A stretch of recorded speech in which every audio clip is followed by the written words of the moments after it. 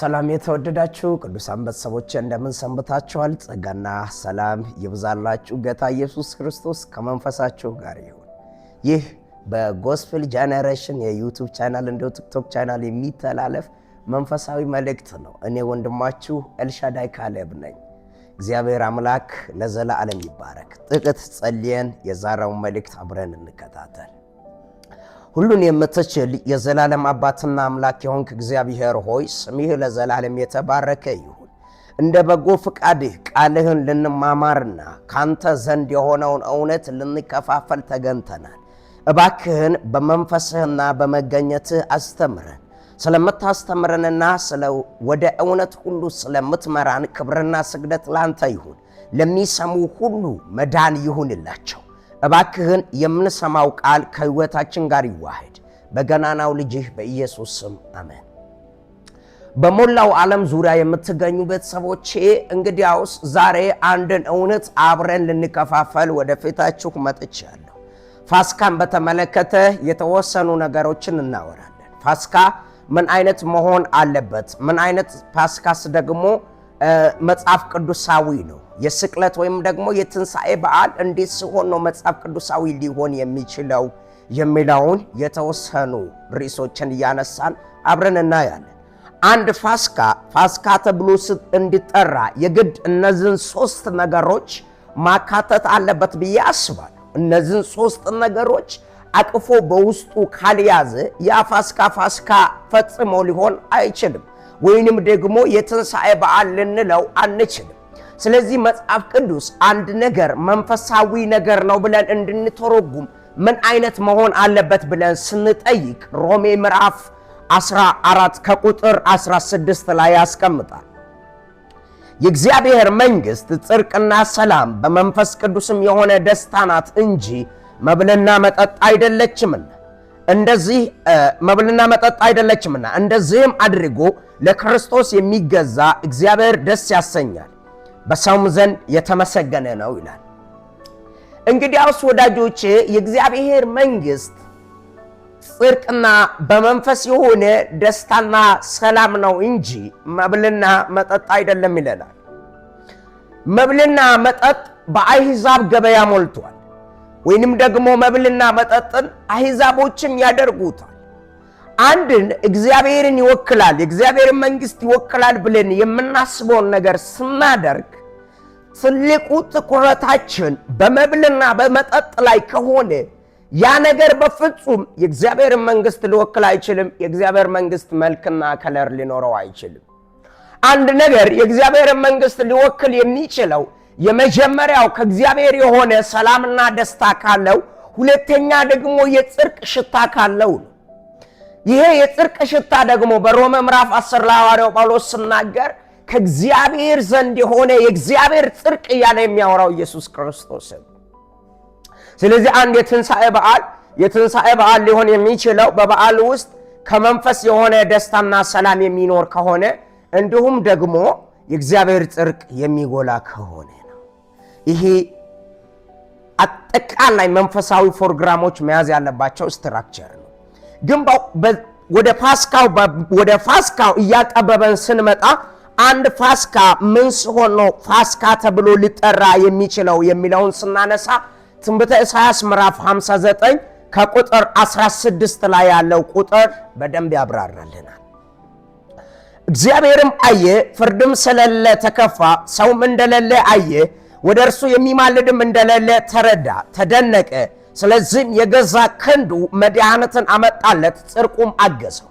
አንድ ፋሲካ ሊሆን የሚችለው መቼ ነው ያላችሁኝ እንደሆነ ያን በዓል የሚያከብር ሰው የእግዚአብሔር ክንድ እንደተገለጠ ወይንም ደግሞ የእግዚአብሔር ኃይል በሙላት ወደ ምድር እንደመጣ የሚረዳ ከሆነ ብቻ የእግዚአብሔር ክንድ መምጣቱን፣ የእግዚአብሔር ልጅ መሰቀሉን፣ እግዚአብሔር አምላክ በሰዎች መካከል ማደሩን፣ ከሰዎች ጋር ህብረት ማድረጉን አንድ ሰው ካልተረዳ ፋሲካን እያከበረ አይደለም። ምን ማለት ነው የእግዚአብሔር ክንድ ተገለጠ ማለት? እንግዲያውስ ኢሳይያስ ሲናገር ወደ እግዚአብሔር ሊማልድ የሚችል እንደሌለ እግዚአብሔር አየ፣ ተረዳ፣ ተደነቀ። ለምን? ለኃጢአት ስርየትን የሚያመጣ ኃይል ያለው አካል በምድር አልተገኘም። በዚያን ጊዜ እነ ኢሳያስ አሉ፣ በዚያን ጊዜ ቅዱሳን አሉ፣ በዚያን ጊዜ ጻድቃን አሉ። የት? በምድር ላይ። ነገር ግን ወደዚች ምድር ምንን ሊያመጡ አልቻሉም? የእግዚአብሔር ምሕረት ሊያመጡ አልቻሉም። የምልጃን አገልግሎት ሊፈጽሙ አልቻሉም። ሊያማልዱ በፍጹም አልቻሉም። በምድርቷ ላይ ፍርድ ተጣሟል። በምድርቷ ላይ ምሕረት ተጣሟል። ስለዚህ እግዚአብሔር የገዛ ክንዱን የገዛ ልጁን የራሱን መልክ አንድያ ልጁን ሃሌሉያ ወደ ምድር ሰደደው። ስለዚህ አንድ ትንሣኤ ሊሆን የሚችለው ያንን የሚያከብር ሰው የእግዚአብሔር መልክ የእግዚአብሔር ክንድ ወደ ምድር እንደመጣ፣ ይህ የእግዚአብሔር ክንድ ደግሞ እግዚአብሔርና የሰው ልጅን የሚያስታርቅ እንደሆነ ወደ እግዚአብሔር የሚማልድ እንደሆነ ከተረዳ ብቻ ነው። ይህ አንደኛው ነጥብ ነው። ሁለተኛው ነጥብ ስናነሳ አንድ ሰው ትንሣኤን ከማክበሩ በፊት ምን መረዳት አለበት ብለን ካልን ኢየሱስ ክርስቶስ ለአንድና ለመጨረሻ ጊዜ የኃጢአት መስዋዕት ሆኖ እንደቀረበ መረዳት አለበት። ይህ ካልሆነ ሌላ የኃጢአት መስዋዕት ለማቅረብ እየታገለ ከሆነ ሌላ ኃጢአት እንደሰራ ተደርጎ ነው የሚቆጠረው። ለዚህ ዕብራውያን ላይ ያለውን የእግዚአብሔርን ቃል አብረን እንመለከታለን። ዕብራዊ ምዕራፍ 7 ከቁጥር 25 ላይ ሲናገር እነርሱ ያለ መሐላ ካህናት ሆነዋልና እርሱ ግን ጌታ አንተ እንደ መልከ ጸድቅ ሹመት ለዘላለም ካህን ነህ ብሎ ማለ፣ አይጸጸትም ብሎም በተናገረለትም ከመሐላ ጋር ካህን ሆኗልና ያለ መሐላም ካህን እንዳልሆነ መጠን እንዲሁ ኢየሱስ ለሚሻል ክዳን ዋስ ሆኗል። እነርሱ እንዳይኖሩ ሞት ስለከለከላቸው ካህናት የሆኑ ብዙ ናቸው። እርሱ ግን ለዘላለም የሚኖር ስለሆነ የማይለወጥ ክህነት አለው። ስለ እነርሱም ሊያማልድም ዘውትር በሕይወት ይኖራል። ስለዚህም ደግሞ በእርሱ ወደ እግዚአብሔር የሚመጡትንም ፈጽሞ ሊያድናቸው ይችላል። እንግዲያውስ ወረድ ብለን ከቁጥር 27 ላይ ስናነብ እንደዚህም ያለ ሊቀ ካህናትም ይገባናል። እርሱም እንደነዚያ ሊቀ ካህናት አስቀድሞ ስለ ራሱ ኃጢአት በኋላም ስለ ሕዝቡ ኃጢአት ዕለት ዕለትም መስዋዕት ሊያቀርብ አያስፈልገው።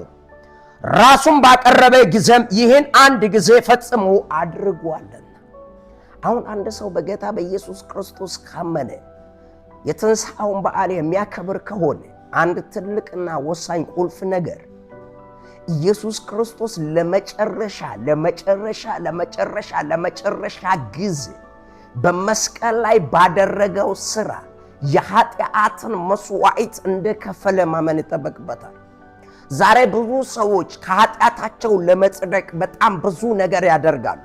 ድንጋይ ይሸከማሉ፣ ባዶ እግራቸው ይሄዳሉ፣ ራሳቸውን ያጎሳቁላሉ፣ ሕይወታቸውን ያጎሳቁላሉ። ያ የእግዚአብሔር ፍቃድ ነው ወይ? አይደለም። እግዚአብሔርን ወንጀለኛ ለማድረግ የሚደረግ ጥረት ነው። ለኃጢአት መስዋዕትን ለማቅረብ ጥረት ማድረግ እግዚአብሔርን ወንጀለኛ ማድረግ ነው። ለምን? እግዚአብሔር አንድ ጊዜ ተፈጸመ ብሏል። እግዚአብሔር አንድ ጊዜ በልጁ በኢየሱስ ክርስቶስ የኃጢአትን ክስና ፋይል ዘግቶታል። አሁን የኃጢአት መስዋዕት አያስፈልግም። እግዚአብሔር የከፈለውን ዕዳ እንደገና አንስቶ እንደገና ለመክፈል መሞከር፣ እግዚአብሔር አበቃ ያለውን እግዚአብሔር የዘጋውን ለመክፈት መሞከር ኃጢአት ነው። ራሱ ኃጢአት ነው። ኃጢአት ብቻም አይደለም፣ በእግዚአብሔር አለማመን ነው። በመስቀል ላይ የተሰራውን የመስቀሉን ሥራ አገነስት ማድረግ ነው፣ መቃወም ነው። ስለዚህ አንድ ሰው የትንሣኤ በዓል ሲያከብር ኢየሱስ ክርስቶስ ለአንድና ለመጨረሻ በመስቀል ላይ የኃጢአትን መስዋዕት እንደከፈለ በእምነት መቀበል አለበት። ያ ካልሆነ ትንሣኤን እያከበረ አይደለም። ኢየሱስ ክርስቶስ ለኃጢአት መስዋዕት በቂ ነው። ሌላ መስዋዕት አያስፈልግም። ሌላ የኛ ሥራ አያስፈልግም። ሌላ የኛ አክሽን አያስፈልግም። በጣም የሆነ ራሳችንን ስላጎሳቀለን ከእግዚአብሔር ጽድቅን አንካፈል። የእግዚአብሔር ጽድቅ አንድ ነው፣ እሱም በመስቀል ላይ የተገለጠው ጌታ ኢየሱስ ነው። ይህን ኮንሲደር ማድረግ አለበት ብዬ አስባለሁ። ሌላኛው እርስ በርስ ካለን ሪሌሽን አንጻር ሳላወራ የማልፈው ሶስተኛ ነጥብ ነው ብዬ ምናልባት የሚወስደው ነገር ብኖር ዮሐንስ ወንጌል ምዕራፍ 16 ከቁጥር 12 ላይ ኢየሱስ ክርስቶስ ለደቀ መዛሙርቶቹ ያስተማራቸውን ትምህርት ነው። ዮሐንስ ወንጌል 16 ላይ ዮሐንስ ወንጌል 15 ማለት ነው 15 ከቁጥር 12 ላይ እኔ እንደወደዳችሁ እርስ በርሳችሁ ትዋደዱ ዘንድ ትእዛዜ ይህች ናት ይላል። ስለዚህ አንድ ሰው በትክክል የትንሣኤን በዓል ሲያከብር ኢየሱስ ክርስቶስ እሱን እንደወደደ ወንድሞቹንና እህቶቹን በዙሪያ ያሉ ሰዎችን መውደድ ይጠበቅበታል ማለት ነው። ይህ ካልሆነ የትንሣኤ በዓል ትንሣኤ ሊሆን አይችልም። ወይንም ደግሞ በቅም ተሞልተን ወይንም ደግሞ በእልህ ተሞልተን ወይንም ደግሞ የበደሉ ሰዎችን ይቅር ሳንላቸው ኢየሱስ ክርስቶስ በመስቀል ላይ ሆኖ አዳምንና እግዚአብሔር አብን ያስታረቀውን የከበረውን በዓል ማሰብ በጣም ዘበት ነው የሚሆነው።